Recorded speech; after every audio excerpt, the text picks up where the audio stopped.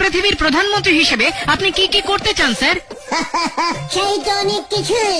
প্রথমেই যেটা করব, প্রতিটি স্কুলে পরীক্ষা বন্ধ করব। ওইসব কি বলছে হরেন?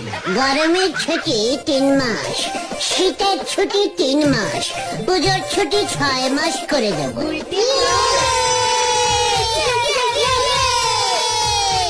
বাহ বাহ, শিক্ষায় এক নতুন দিক খুলে যাবে।